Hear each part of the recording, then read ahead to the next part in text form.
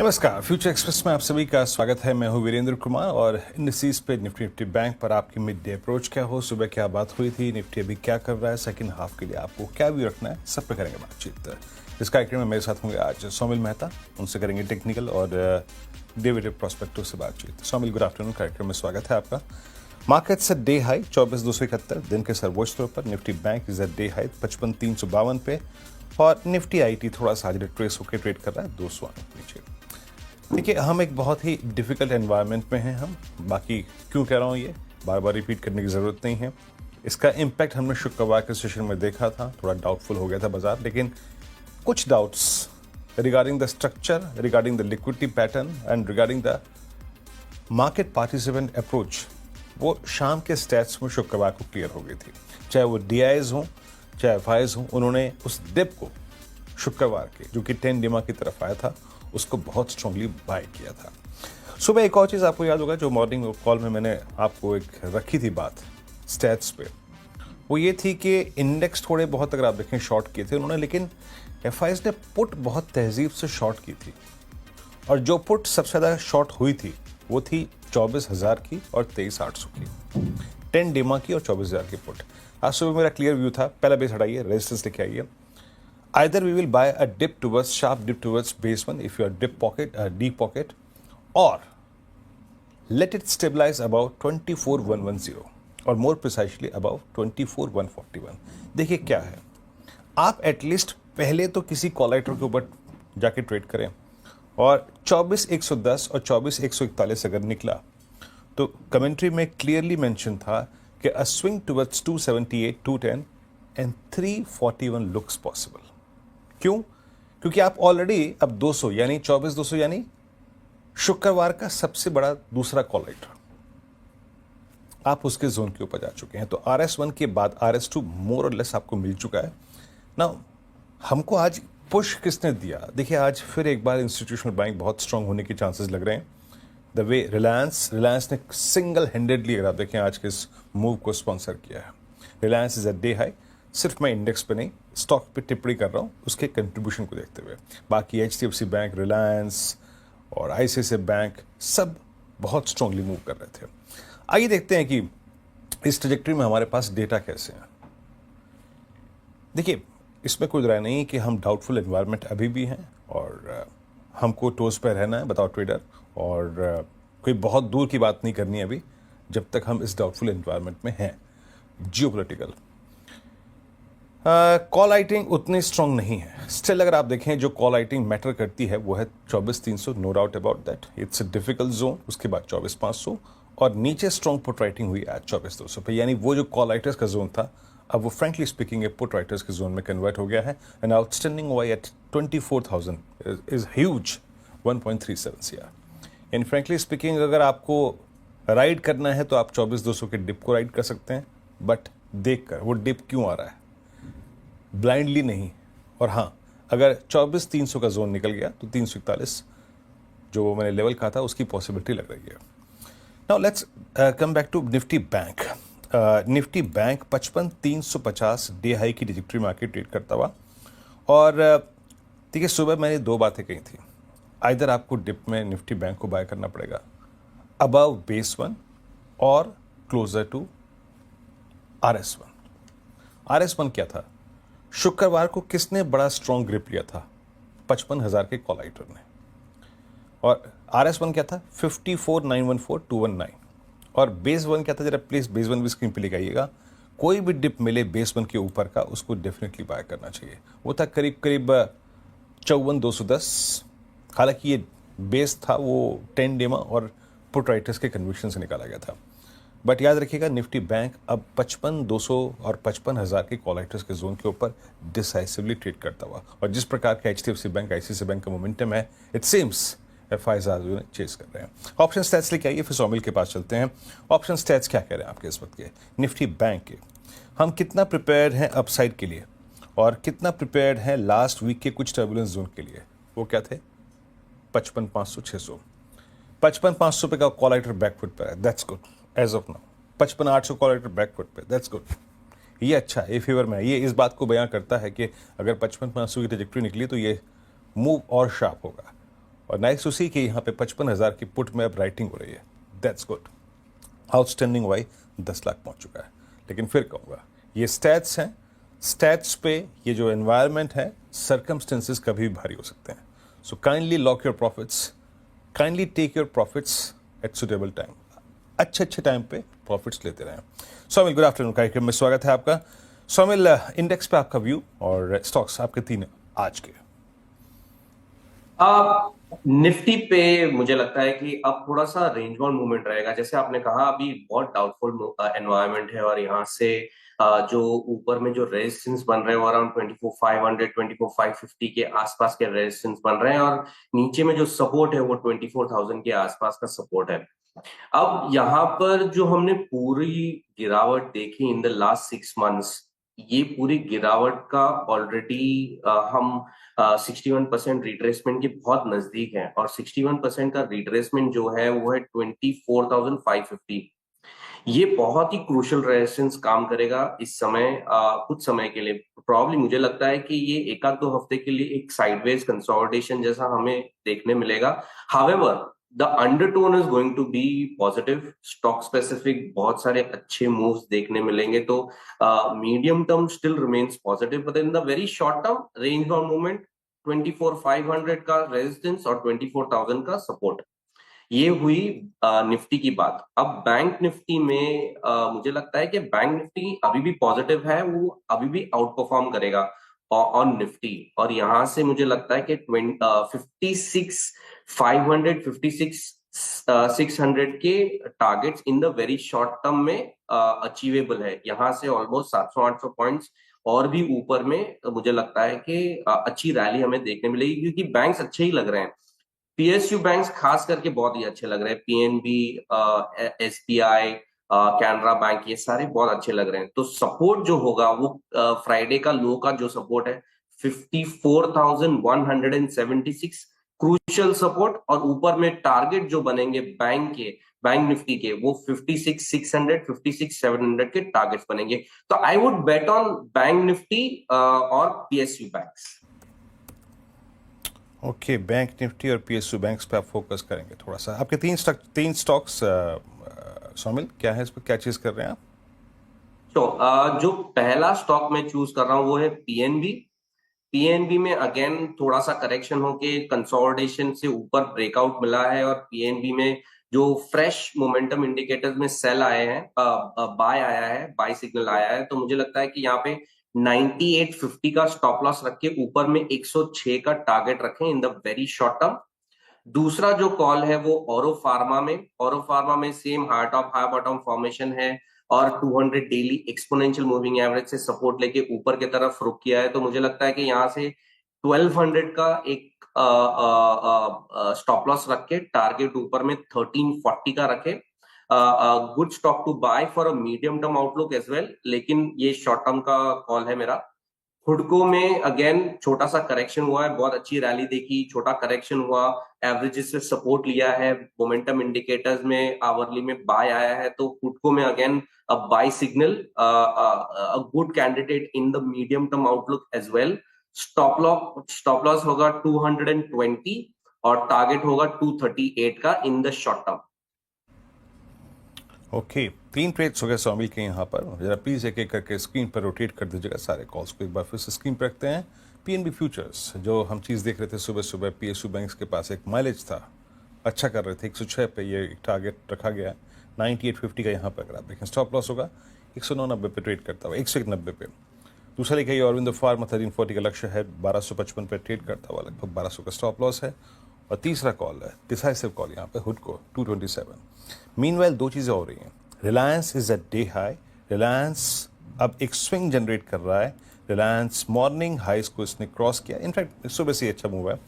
क्या क्या चीज़ें इस वक्त हाई पे हैं? इंट्राडे हाई एक हो गया रिलायंस, दिवीज लैब, और एक लिखा है ये एसआरएफ आपकी स्क्रीन पे। ये सुबह मैंने स्पॉट भी किया था। Is it doing well, day high पर आके ट्रेड करता हुआ। कुछ चीज़ें जो इस वक्त दिन के सर्वोच्च स्तरों पर आके ट्रेड कर रही हैं। ये एसआरएफ आपका टेक इस वक्त सौमिल, डे हाई पर आके ट्रेड करता हुआ। एसआरएफ में मुझे लगता है कि ये जो लास्ट 2 महीने से पूरा कंसोलिडेशन हो रहा है, जो लोअर एंड अराउंड 2710 के आसपास का है और अपर एंड जो 3080 के आसपास का है। आई थिंक ये ब्रेकआउट हो जाएगा ऊपर की तरफ और ये पूरा कंसोलिडेशन, मीडियम टर्म आउटलुक बहुत अच्छा है। In fact medium to long term outlook भी बहुत अच्छा है। High top high bottom formation है on the larger time frame as well. Momentum indicators जो आप लार्जर टाइम फ्रेम पे देखेंगे ना, वो भी बाई साइड पर ही है और अभी तक पूरी साइकिल कंप्लीट नहीं हुई है। तो यहाँ पे बहुत अच्छा रनअप ऊपर में देखने मिल सकता है इन the medium term outlook. Short term में जो टारगेट्स बनते हैं वो 3180 के बनते हैं और जो स्टॉप लॉस बनता है वो अराउंड कल का फ्राइडे का जो लो था 2943, ये स्टॉप लॉस लगा के ऊपर में 3180 का टारगेट रखें। Okay. Meanwhile Nifty at day high दिन के सर्वोच्च स्तरों पर आके ट्रेड करता हुआ और शानदार मूव और पूरी तरीके से स्पॉन्सर है रिलायंस इंडस्ट्रीज के थ्रू। खैर, रिलायंस की बात चली है तो थोड़ा सा विषय को बदलता हूँ। यहाँ पे रिलायंस इंडस्ट्रीज ने अनंत अंबानी को एग्जीक्यूटिव डायरेक्टर नियुक्त किया है। कंपनी ने नतीजों के साथ एक्सचेंजेस को शुक्रवार को ये बात सूचित की। अनंत अंबानी 1 मई 2025 से 5 साल के लिए ये जिम्मेदारी संभालेंगे। ह्यूमन रिसोर्सेज, नॉमिनेशन और रिम्यूनरेशन कमेटी की सिफारिश पर बोर्ड की ने ये नियुक्ति को मंजूरी दी। अनंत अंबानी रिलायंस इंडस्ट्रीज के बोर्ड में पहले नॉन एग्जीक्यूटिव डायरेक्टर का पद संभाल चुके हैं। इसके अलावा Anant Ambani Jio platforms, Reliance retail, Reliance new energy और रिलायंस न्यू सोलर एनर्जी के बोर्ड में भी शामिल हैं। अनंत अंबानी सितंबर 2022 से रिलायंस फाउंडेशन के बोर्ड के भी सदस्य रह चुके हैं।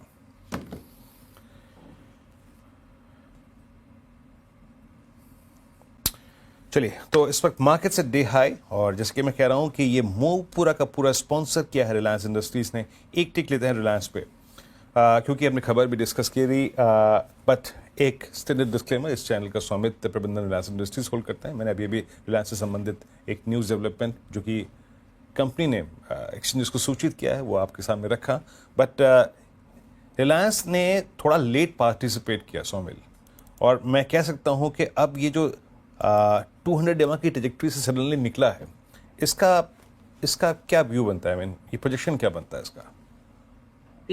आपने सही बोला कि ये बहुत लेट पार्टिसिपेट किया है, लेकिन चला भी पहले था। वो निफ्टी से पहले ब्रेकआउट हो चुका था, नीचे से बाउंस अच्छा दिया था। High top high bottom formation है, 200 डेली एक्सपोनेंशियल मूविंग एवरेज के आसपास कंसोलिडेशन किया कुछ समय और फिर वहां से ब्रेकआउट ऊपर में मिला है, तो पॉजिटिव है definitely. I was just waiting कि यहाँ से 1330 का जो एक रेजिस्टेंस था वहां से अगर एक क्लोजिंग ऊपर मिल जाए तो that will be the best for the stock. आज डेफिनेटली मैं ये एक्सपेक्ट करूंगा कि 1330 के ऊपर एक क्लोजिंग मिल जाए और डेफिनेटली मीडियम टर्म में, शॉर्ट टर्म में आउटलुक पॉजिटिव है। और यहाँ से जो पूरी गिरावट हमने 6 महीने में देखी, जो हाई ऊपर में 1600 के आसपास के हाई बनाए और जो लो बनाए 1120 के आसपास के, ये पूरे फॉल का एक 61% रिट्रेसमेंट तो डेफिनेटली एक्सपेक्ट करते हैं, विच इज अराउंड 1420, 61% रिट्रेसमेंट। लेकिन मुझे लगता है कि अब ये प्रीवियस स्विंग हाई तक जाएगा, विच इज अराउंड 1540। तो एक बार 1420 के ऊपर क्लोजिंग आ जाए तो ऊपर में 1540 तक के टारगेट मीडियम टर्म में बनते हैं। ओके, चलिए, अगेन स्टैंडर्ड डिस्क्लेमर आपकी स्क्रीन पे आएगा। सिर्फ मैं इस दृष्टिकोण से कि एक स्टॉक इस वक्त इंडेक्स को स्ट्रांगली पुश कर रहा है, उस पर आउटलुक लेता हुआ। खैर, मारुति स्क्रीन पे लेके आएगा, मारुति कर क्या है पहले देखते हैं। और थोड़ा सा आज एमएनएम में न्यूज़ का इम्पैक्ट था, तो एमएनएम आज बहुत स्ट्रांग प्राइस परफॉर्मेंस दे रहा था। बट मारुति आपके स्क्रीन पे करीब 82 रुपये ऊपर 11,780, एक डिफिकल्ट चैनल रही है मारुति के लिए 12,000 की। खैर, नंबर्स आपकी स्क्रीन पे आएंगे, नंबर्स मैं स्क्रीन पे रख देता हूँ। यहाँ पे प्रॉफिट लगभग अगर आप देखें 4.25% गिर कर इस बार करीब 3711 करोड़ रुपए रहा। रेवेन्यू इस बार अगर आप देखें तो करीब 6.25%, 6.5% ऊपर था, लगभग 40,674 करोड़ रुपए का। हमारे साथ श्री आसिफ भार्गव जी जुड़ चुके हैं। सर नमस्कार, कार्यक्रम में स्वागत है। नो डाउट सर, मैं अगर देखूं बीते 6 महीने और 8 महीने मुड़ के देखूं तो बहुत टफ रहे हैं, चैलेंजिंग रहे हैं, इश्यूज बहुत सारे थे। लेकिन अब आपको लग क्या रहा है, जहाँ पे हम खड़े हैं वहाँ से आगे जाते हुए अगला एक वर्ष आपको लग कैसा रहा है, both in terms of top line and more specially जो मेटल्स के प्राइसेस उसको देखकर मार्जिन्स की ट्रेजेक्टरी का अनुमान आपका क्या कहता है? देखिए, तो जैसे आपने कहा अभी पूरा साल जो बीता है वो काफी कठिन साल था। मार्केट डिमांड बहुत ही मंदी है और डोमेस्टिक सेल्स मारुति की भी 3% बढ़ी हैं और पूरी इंडस्ट्री की उससे थोड़ी कम है, 2.6% बढ़ी हैं। तो उस एनवायरनमेंट में कुछ ग्रोथ दिखाना, प्रॉफिट दिखाना आसान काम नहीं था। और मेरे ख्याल से हमारे जो रिजल्ट्स कुछ बेहतर हैं वो इस वजह से हैं कि हमारी एक्सपोर्ट्स जो है वो अब की से 17% बढ़ी है और 3,22,000 गाड़ी एक्सपोर्ट हुई हैं। तो उसकी वजह से काफी अंतर आ गया पूरे माहौल में और सेल्स भी ज्यादा हो गई, प्रॉफिट भी ज्यादा हो गया, टर्नओवर भी ज्यादा हो गया। जैसा कि आपने कहा सर कि एनवायरनमेंट काफ़ी टफ है इस वक्त, और बट आपको लगता क्या है, मैंने FY 26 के लिए क्या जो ग्रोथ होगी वो लो सिंगल डिजिट्स में होगी? मतलब अनुमान क्या कहता है आपका मौजूदा स्थिति को देखकर? देखिए, वॉल्यूम ग्रोथ तो इंडस्ट्री का सायम ने जो अभी तक प्रिडिक्ट किया है साल के लिए वो है 1 to 2%। और डोमेस्टिक मार्केट ग्रोथ अगर कोई खास स्पेशल फैक्टर्स आ जाते हैं जिसकी वजह से बढ़ जाती है दूसरी बात है, बट मेरे अंदाजे से डोमेस्टिक मार्केट यहाँ की 1-2% से ज्यादा नहीं बढ़ पाएगी क्योंकि स्मॉल कार का जो सेगमेंट है और एक बड़ा सेगमेंट है वो उसमें ग्रोथ नहीं हो रही है, उसमें डिक्लाइन हो रही है। तो अगर स्मॉल कार सेगमेंट में डिक्लाइन होएगी तो ये जो लोग एसयूवीज और बड़ी गाड़ी खरीदते हैं ये कितनी गाड़ी खरीदेंगे कि बाकी डिक्लाइन का मेकअप कर दें और ग्रोथ भी करा लें? वो नामुमकिन सी चीज है। तो डोमेस्टिक मार्केट तो ग्रोथ होगी नहीं, बट हमारा इस साल भी अंदाजा है कि हमारी एक्सपोर्ट्स पिछले साल के 17% के ऊपर इस साल फिर लगभग 20% के आसपास बढ़ जाएंगी। तो उससे हमारी टोटल सेल्स और टोटल प्रॉफिट और सब में फर्क आ जाएगा।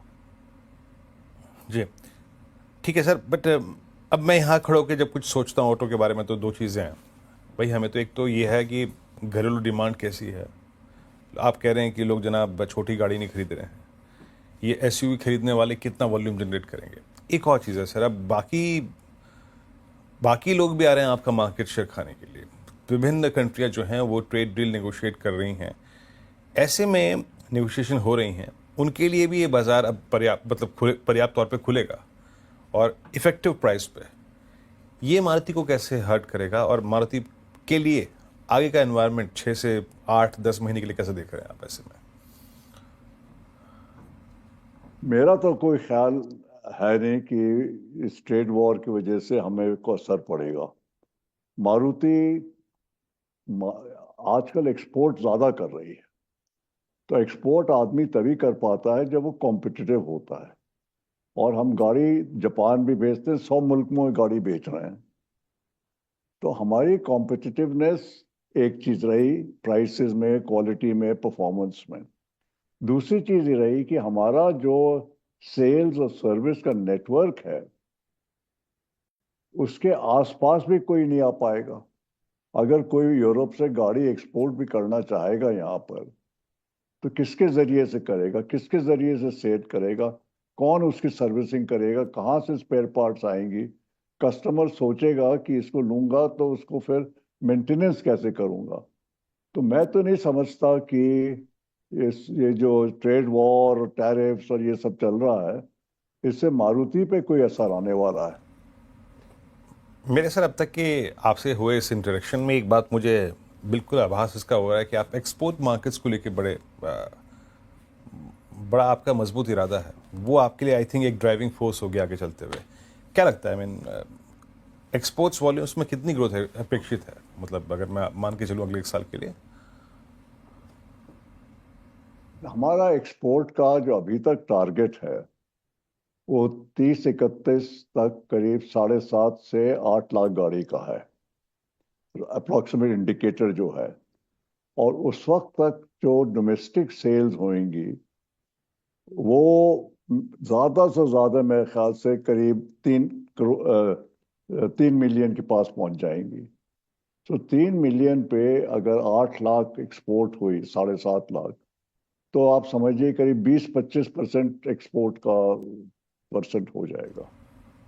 ओके, चलिए भार्गव साहब, बहुत बहुत शुक्रिया आप इस कार्यक्रम में शामिल हुए। मारुति के नंबर्स पे, एक्सपोर्ट और वॉल्यूम्स और प्राइसिंग और साथ ही साथ मार्जिन्स की जो पिक्चर ड्रॉ करी है और आपने ग्रोथ की जो पिक्चर ड्रॉ करी, उसके लिए बहुत बहुत शुक्रिया और शुभकामनाएं सर मेरी तरफ से और CNBC आवाज़ परिवार की तरफ से आपको नेक्स्ट क्वार्टर के लिए।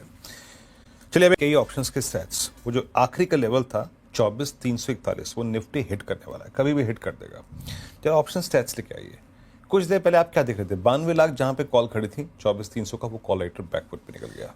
24,400 की कॉल राइटिंग इतनी बड़ी है नहीं। सिंपली मीन्स अगर 341 के अगर आप ऊपर टिके, जरा प्लीज अपने कुछ देर के लिए चार्ट्स को इंट्राडे में कन्वर्ट कर लीजिएगा। अगर 341 के आप ऊपर टिके तो उसके बाद एक जिसे कहते हैं ना बहुत ही प्रभावशाली शॉर्ट कवरिंग आपको और ऊपर लेके जाएगी। इन दैट केस 390-410 का जोन मान के चलिए आप। पर याद रखिएगा, सारे ट्रेड्स को अब ट्रेलिंग स्टॉप लॉस के साथ चलिए और एक रीजनेबल ट्रेडिंग स्टॉप लॉस अगर एट द मोमेंट अगर कोई होगा तो वो होगा 24,285, 24,270।